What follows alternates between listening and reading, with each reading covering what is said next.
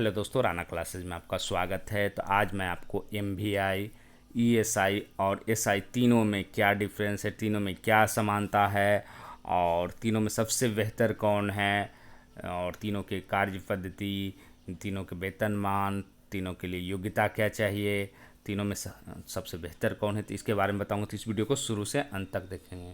और ये जो खबर है 13 वर्षों बाद हो रही है एमवीआई की नियुक्ति, ये प्रभात खबर के पटना एडिशन में आप पढ़ सकते हैं।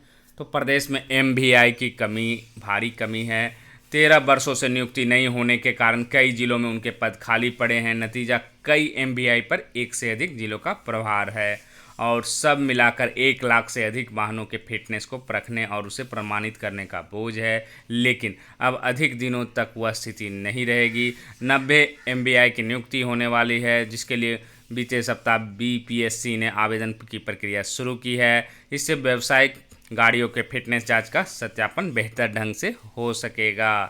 3 लाख व्यावसायिक वाहनों पर पटना में केवल 2 एमवीआई। तो पटना जिला परिवहन कार्यालय में 3 लाख व्यावसायिक वाहन पंजीकृत हैं। इनमें बड़े और छोटे ट्रक और पिकअप वैन के साथ साथ टैक्सी, बसें भी शामिल है, पर यहाँ केवल 2 एमवीआई स्थापित है। इनमें भी 1 एमवीआई केवल सरकारी वाहनों की फिटनेस की जांच करते हैं और गैर सरकारी व्यावसायिक वाहनों की फिटनेस की देखरेख का पूरा जिम्मा केवल एक अधिकारी के ऊपर है। एमवीआई के काम को हल्का करने के लिए फिटनेस सेंटर का प्रावधान किया गया है, जहां से गाड़ियों फिटनेस जांच करवा सकती है और ऐसे सेंटरों द्वारा दी गई जांच रिपोर्ट पर काउंटर साइन कर एमवीआई उन्हें मान्यता दे सके। लेकिन फिटनेस सेंटर को भी प्रदेश में कमी है। सरकारी फिटनेस सेंटर नहीं है और जो प्राइवेट फिटनेस सेंटर चल रहे हैं, सुविधाओं की कमी के कारण उनमें से ज़्यादातर की मान्यता खत्म हो चुकी है। ऐसे में एमवीआई को यह सहायता भी नहीं मिल पा रही और उनका काम बेहद कठिन हो गया है। मोटर व्हीकल कानूनों के प्रावधानों के अनुसार नए वाहनों के पंजीकरण के 2 साल पूरे होने के बाद हर साल है जो कि व्यावसायिक वाहन को फिटनेस जांच करानी है। ऐसे में पटना में लगभग 2 लाख निजी व्यावसायिक वाहनों की हर साल फिटनेस जांच कराना अनिवार्य है। यह अलग बात है कि सख्ती नहीं होने के कारण कुछ ही वाहन मालिक और वाहनों का हर साल फिटनेस जांच कराते हैं और ज़्यादातर बिना फिटनेस के ही चल रहे हैं। इसके कारण अब तक फिटनेस जांच बड़ी समस्या बनकर उभरी है और 1 एमवीआई से ही काम चल रहा है। मतलब साफ है कि इनका कार्य क्या है, गाड़ियों की फिटनेस की जांच करना ही मेन कार्य है इनका। और भी अन्य कार्य हैं, लेकिन मुख्य कार्य क्या है, जांच करना है गाड़ियों की फिटनेस की। उसके बाद आते हैं कि ईएसआई।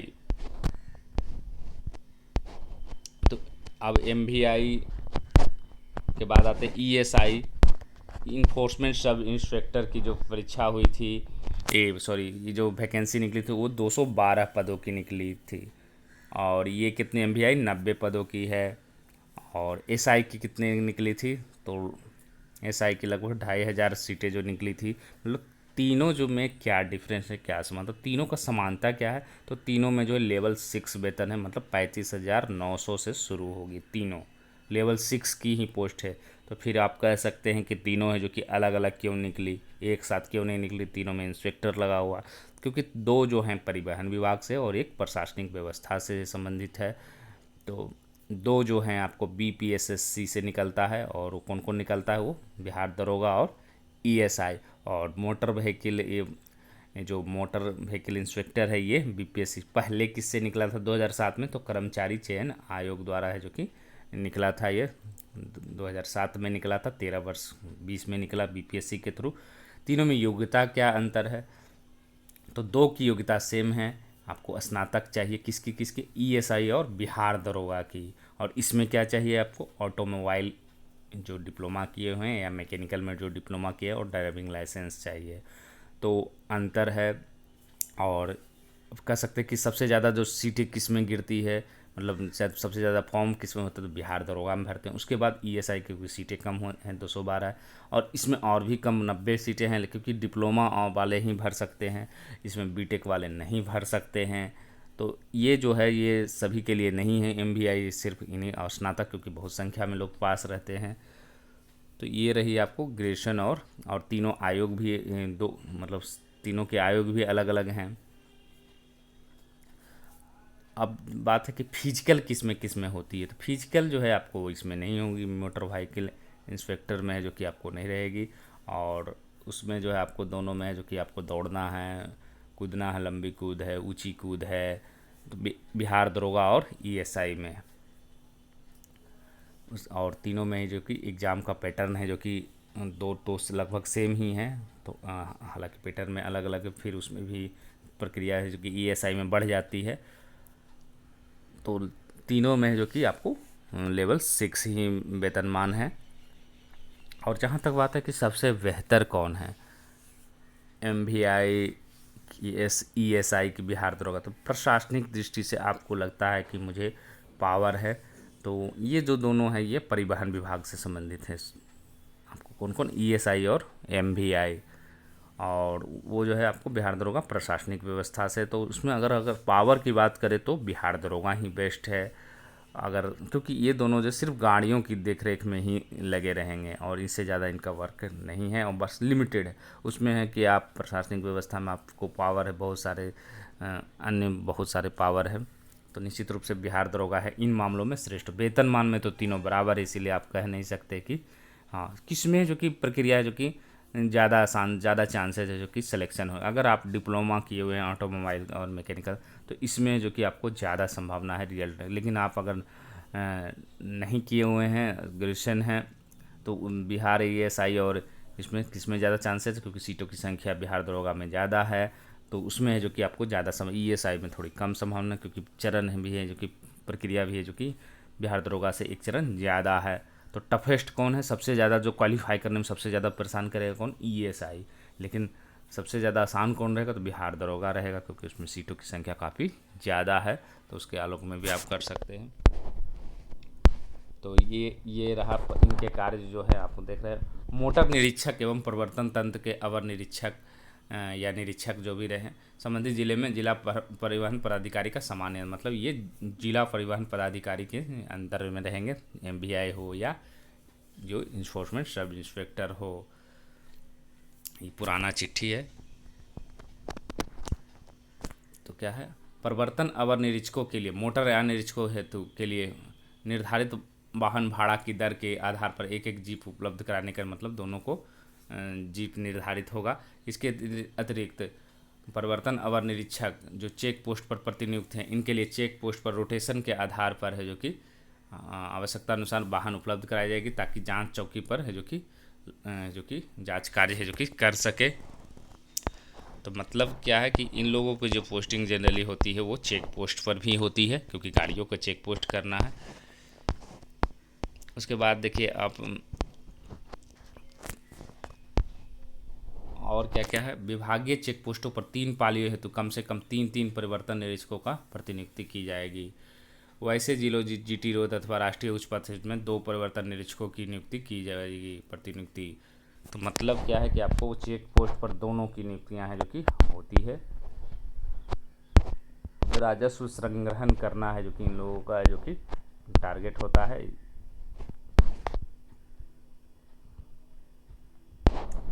और उसमें जो है आपको फिटनेस जांच, इस ईएसआई का है जो कि मेन कार्य क्या हो गया, राजस्व संग्रहण करना, और उनका क्या काम है कि फिटनेस की प्रमाण पत्र देते हैं।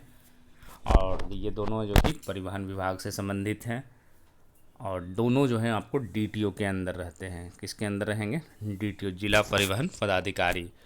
तो एमवीआई का 8 वर्ष या जो भी निर्धारित है, उसके बाद क्या बनेंगे, डीटीओ बनेंगे। डीटीओ के बाद क्या होता है, आरटीओ होता है, रीजनल, जो प्रमंडल स्तर पर होता है। उसके बाद आप विभाग, इस तरह से आपको प्रमोशन, लेकिन तुरंत प्रमोशन नहीं, क्योंकि पोस्टें कम होती है, तो निश्चित रूप से प्रमोशन में काफ़ी समय लगेगा।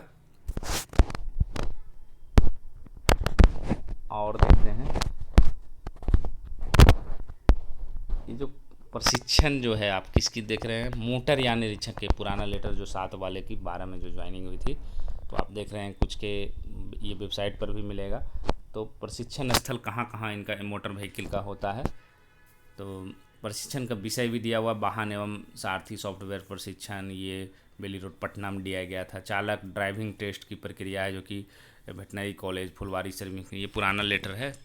ये और क्या है, मोटर वाहन अधिनियम, केंद्रीय मोटर वाहन नियमावली, बिहार मोटर वाहन नियमावली, बिहार कराधान, ये सब का जो कि ट्रेनिंग, दायित्व, मोटरयान निरीक्षक के कर्तव्य, दायित्व, शक्ति, ये सब की पढ़ाई कहाँ हुई थी, तो विश्वरैया भवन में हुई थी।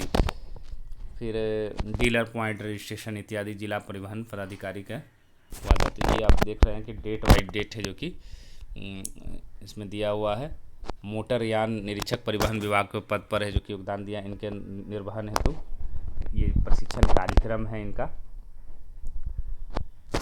तो ये आपने देखा कि किस तरह से जो कि मोटर वाहन निरीक्षक का जो कि प्रशिक्षण दिया जाता है। और ये जो प्रक्रिया है उसके बाद क्या होता है, ARTO मतलब DTO के बाद कौन, DTO हो गए, उसके बाद क्या होता है RTO, उसके बाद अपर परिवहन आयुक्त। ये पूरा सिस्टम है।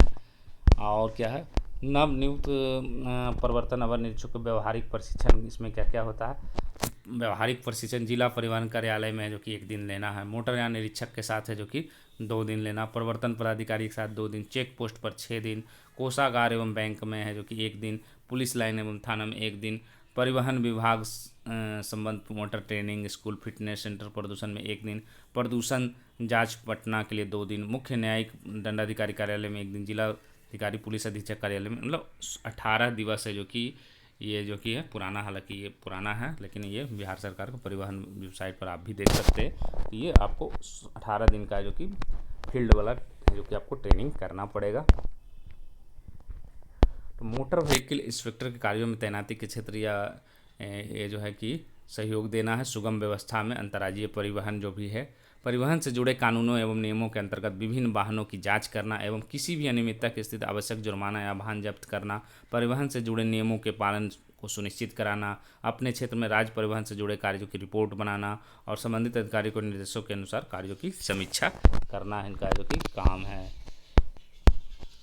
मोटर व्हीकल इंस्पेक्टर पद है जो कि आमतौर पर परिवहन विभाग में जिला स्तर पर होता है। कुछ राज्यों में मोटर व्हीकल का पोस्ट जो कि प्रमोशनल भी होता है। और ये जो 90 वैकेंसी निकली है 11 मई से जो कि 26 मई के बीच है जो कि रजिस्ट्रेशन होगा। 1 जून 2020 तक है जो कि फीस भर सकते हैं। स्पीड पोस्ट है जो कि आपको 29 जून तक शाम 5 बजे तक है जो कि भेजना है। और ये 10वीं पास के साथ साथ आपको ऑटोमोबाइल और इंजीनियरिंग में होना चाहिए और ड्राइविंग लाइसेंस भी होना चाहिए। तो ये आपने देखा कि MVI और जो सबसे अच्छा अगर कर्तव्य माना जाए, जिसमें अगर जान अगर की फ़िक्र हो, जिसमें संभावना है कि आपको कम है, तो सबसे अच्छा इसमें क्या रहेगा, आपको मोटर व्हीकल इंस्पेक्टर रहेगा। मतलब MVI की रहेगी कि आपको जान की जो खतरा है सबसे कम MVI, सबसे ज़्यादा किस में रहेगी तो बिहार दरोगा में रहेगी। उसके बाद ESI में रहेगी क्योंकि ESI भी आपको वर्दी में रहना है। और इसमें भी है जो कि आपको मोटर व्हीकल इंस्पेक्टर का भी है जो कि आपको गाड़ियों की फिटनेस की जांच करना होगा। तो सबसे सेफ्टी जान के व्यू से आपको कौन रहा कि जिसमें खतरे कम हैं जान जाने की, वो है आपको मोटर व्हीकल इंस्पेक्टर हो गया। सबसे ज़्यादा रुतबा किस में हो गया तो आपको बिहार दरोगा में हो गया। और MVI और ESI में इसलिए नहीं क्योंकि ये मोटर के सिर्फ मोटर के लिमिटेड काम कार्य हो जाते हैं। और तीनों का वेतनमान भी है जो कि काफ़ी एकदम सेम है। और अगर आप किसी को कहते हैं कि आप मोटर व्हीकल इंस्पेक्टर बने हैं या ESI, तो बहुत सारे लोग हैं जो कि समझ भी नहीं पाएंगे। खासकर गांव में अगर ये बोल दीजिएगा मैं दरोगा हूँ तो फिर आपको काफ़ी इज्जत मिलती है। इज्जत प्रतिष्ठा भी आपको बिहार दरोगा में ही ज़्यादा है।